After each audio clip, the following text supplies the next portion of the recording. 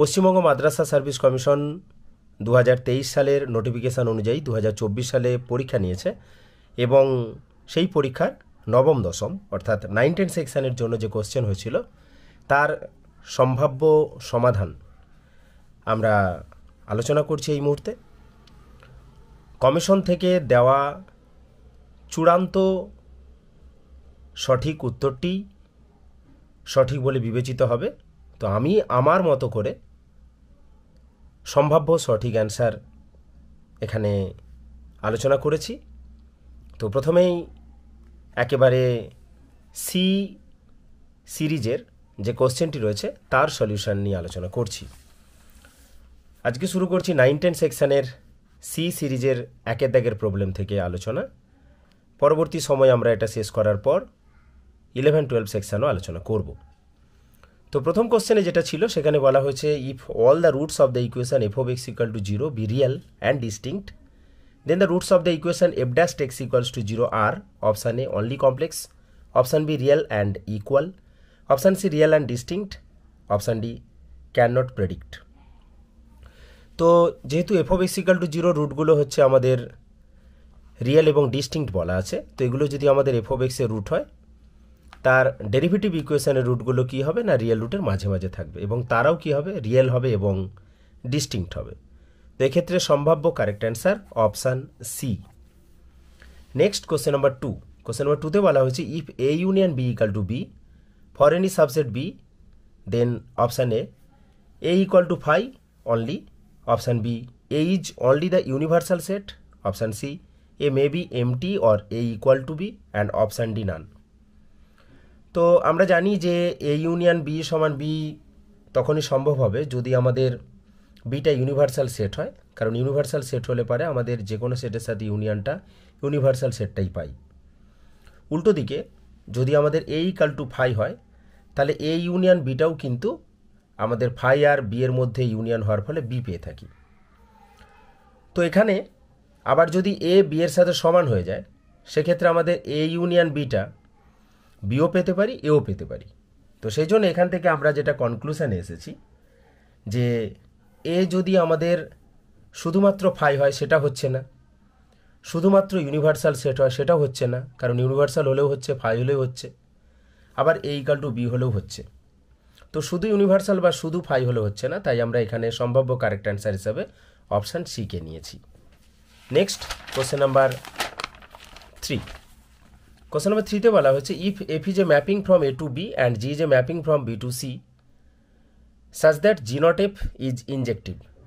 তো যেহেতু আমাদের প্রোডাক্ট ম্যাপিং জি নট এফটা ইনজেক্টিভ বলা আছে, এটা আমরা থিওরিটিক্যালি পেয়ে থাকি যে এক্ষেত্রে আমাদের অবভিয়াসলি এফটাকে ইনজেক্টিভ হতে হয়, জিটাকে আমাদের ইনজেক্টিভ না হলেও চলে, তাই ক্ষেত্রে সম্ভাব্য correct answer option A. Next question number 4। A একটা ম্যাট্রিক্স দেওয়া রয়েছে A I J M by N অর্ডারের ম্যাট্রিক্স এবং ক্যাপিটাল এ আর এস এটাকে বলা হচ্ছে কোফ্যাক্টর। তো কি চাওয়া হয়েছে determinant of A I J অর্থাৎ অ্যাডজয়েন্টের ডেট ভ্যালুটা কত হবে। আমরা জানি যে অ্যাডজয়েন্টের ডিটারমিনেন্ট ভ্যালু কী হয় না ডিটারমিনেন্ট এর whole to the power n-1। তো এখানে যেহেতু এ হচ্ছে এন বাই এন অর্ডারের ম্যাট্রিক্স, তো এটাই হবে আমাদের সম্ভাব্য কারেক্ট অ্যান্সার, অর্থাৎ det of A I J যেটা আমাদের অ্যাডজয়েন্টের ডিটারমিনেন্ট ভ্যালু সেটা হচ্ছে মূল যে ডিটারমিনেন্টটা ছিল তার ডিটারমিনেন্ট ভ্যালুর whole to the power n-1, অর্থাৎ আমাদের সম্ভাব্য correct answer option A. Next চলে যাচ্ছি কোশ্চেন নাম্বার 5-এ। কোশ্চেন নাম্বার 5-এ বলা হয়েছে এই যে real non symmetric matrix of order 3। তো নন সিমেট্রিক মানে আমরা আমাদের স্কিউ সিমেট্রিক হতেও পারে আবার নাও পারে। Then the rank of the matrix A minus A transpose. তো এ আমাদের যে কোনো স্কোয়ার ম্যাট্রিক্সের ক্ষেত্রে আমরা জানি যে এ প্লাস এ ট্রান্সপোজের অংশটা আমাদের সিমেট্রিক হয় আর এ মাইনাস এ ট্রান্সপোজের অংশটা আমাদের স্কিউ সিমেট্রিক হয়। তো যেহেতু এ মাইনাস এ ট্রান্সপোজ ম্যাট্রিক্সটা আমাদের স্কিউ সিমেট্রিক এবং এ ম্যাট্রিক্স যেহেতু আমাদের 3/3 অর্ডারে বলা রয়েছে, তাহলে অবশ্যই এ মাইনাস এ ট্রান্সপোজ আমাদের 3/3 অর্ডারেরই হবে। আর সেক্ষেত্রে এটা স্কিউ সিমেট্রিক ম্যাট্রিক্স এবং অড অর্ডার, তাহলে তার ডিটারমিনেন্ট ভ্যালুটা 0 হয়ে যাচ্ছে। তো আমরা বলতে পারি যে র্যাঙ্ক আমাদের 3-এর থেকে ছোট হবে, অর্থাৎ র্যাঙ্ক হবে 2। সম্ভাব্য কারেক্ট অ্যান্সার এক্ষেত্রে option A. Next question number 6। The value of K show that the set S equals to this is linearly independent. তো এটাও আমার একটু সন্দেহ আছে এই কোশ্চেনটা, কারণ লিনিয়ারলি ইন্ডিপেন্ডেন্ট বলা হয়েছে কে এর কোন মানের জন্য। তো লিনিয়ারলি ইন্ডিপেন্ডেন্ট হলে পারে আমাদের ডিটারমিনেন্ট ভ্যালুটা নট ইকাল টু জিরো হয়।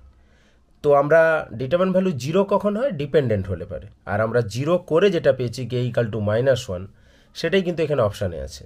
তো ইন্ডিপেন্ডেন্ট হলে কে ইকাল টু -1 ছাড়া বাকি সমস্ত মানের জন্য হবে, তাই এটা আমার কিন্তু কনফিউশন আছে। যদি ডিপেন্ডেন্ট হয় তাহলে অপশান সি হবে, নাহলে কিন্তু আমরা বলতে পারবো না। Next question number 7, A sequence diverge to infinity, then option A unbounded, the sequence is unbounded above and unbounded below, option B bounded above and unbounded below, option C unbounded above and bounded below, option D bounded above and bounded below. তো এক্ষেত্রে যেহেতু diverge to infinity বলা আছে, তো সেটা obviously possible হবে যদি unbounded অ্যাভাব হয় কিংবা আনবাউন্ডেড বিলো হয়, কারণ ডাইভার্জ টু ইনফিনিটি বলতে ডাইভার্জ টু পজিটিভ ইনফিনিটিভ আর নেগেটিভ ইনফিনিটিভ। তো যদি আনবাউন্ডেড অ্যাভাব হয় তাহলে আমাদের কি হবে? ডাইভার্জ করবে পজিটিভ ইনফিনিটির দিকে, আর আনবাউন্ডেড বিলো হলে পারে আমাদের ডাইভার্জ করবে মাইনাস ইনফিনিটির দিকে। তাই এক্ষেত্রে সম্ভাব্য correct answer option A. Next question number 8, question number 8-এ বলা হচ্ছে limit n tends to infinitive square root of n+1 minus square root of n is equal to option A 1, option B 0, option C infinity and option D -1। খুবই সহজ একখানা problem, just আমরা conjugate দিয়ে উপর নিচে গুণ করে দিয়েছি এবং তার ফলে আমরা যেটা পেয়েছি n টেন্ডস টু ইনফিনিটিভ রয়েছে, তো আমরা 0 পাচ্ছি ক্যালকুলেশন করলে। তো এক্ষেত্রে সম্ভাব্য কারেক্ট অ্যান্সার অপশান বি।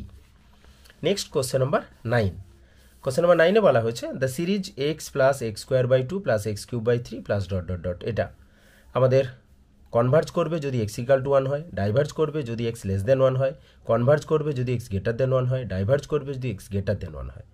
তো আমরা এই যে সিরিজটা তার nth টার্ম un-টাকে লিখেছি x⁴n/n, তাহলে un+1 বের করেছি, রেশিও টেস্ট ইউজ করেছি। তো এটা ক্যালকুলেশন করলে পরে আমরা যেটা পেলাম সেটা হচ্ছে mod x।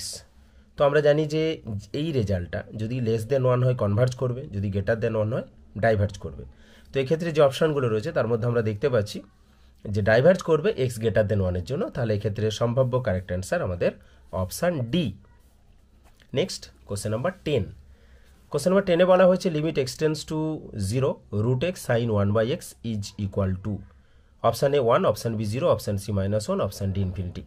তো এক্ষেত্রে সাইন 1/x হচ্ছে বাউন্ডেড ফাংশন, আর যেহেতু স্কোয়ার রুট অফ এক্স রয়েছে অর্থাৎ এক্সের পাওয়ারটা আমাদের পজিটিভ, তো এক্ষেত্রে আমরা অবশ্যই লিমিটিং ভ্যালুটা যেটা পাবো সেটা হচ্ছে 0।